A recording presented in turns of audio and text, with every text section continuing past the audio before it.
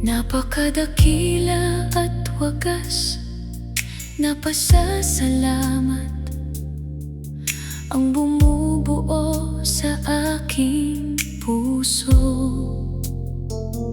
Sa bawat sandali ng aking buhay, sapagkat tunay na napakapalad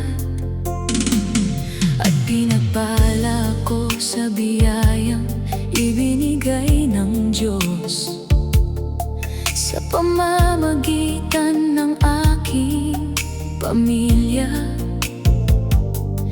lalo na sa aking tatay na si Romeo.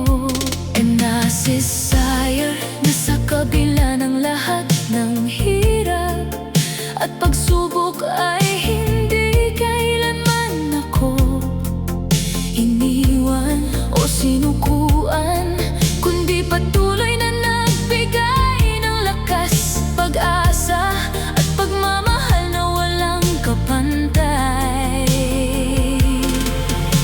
Kasama rin siya sa aking puso, ang aking ate, na pumanaw na ang alaala ay mananatiling buhay at nakaukit magpakailanman, at ang aking kapatid na si Romeo. E nasa Junior nakilala sa pagiging napakabait at laging nasa aking tabi, at ang aking mga kapatid na si Rodel at Rosabelito, na siyang nagbibigay ng ligaya at karagdagang kulay sa aming tahanan. Sa inyong lahat, nararamdaman ko ang tunay na kahulugan ng pagmamahalan at pagkakaisa.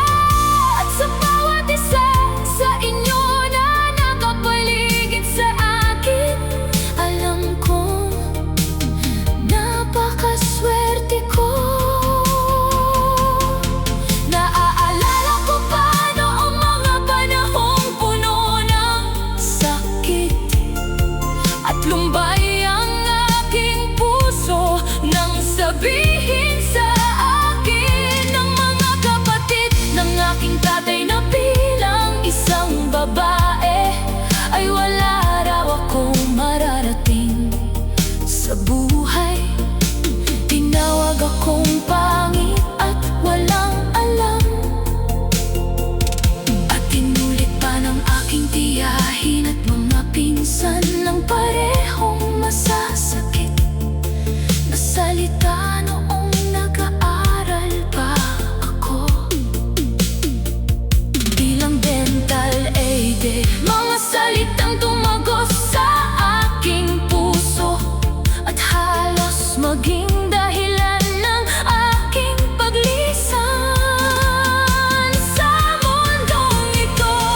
Dumating pa ang panahong inimbita ako ng aking mga kaklase sa kanilang bahay para sa pag-aaral ng magkakasama.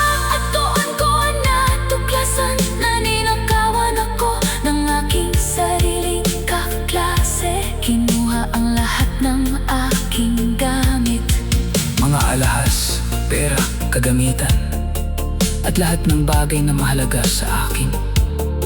Walang natira, tila pati na rin ang aking pag-asa ay inalis na rin. ngunit sa kabila ng lahat ng iyon, hindi ako pinabayaan ng Diyos, at higit sa lahat, hindi ako sinukuan ng aking tatay na si Romeo. And I, sir, at ng aking pamilya, sila ang naging lakas ko noong mga panahong tila wala ng dahilan upang manatili. Sila ang nagbalik ng aking pagtitiwala sa sarili at sa kabutihan na sa bawat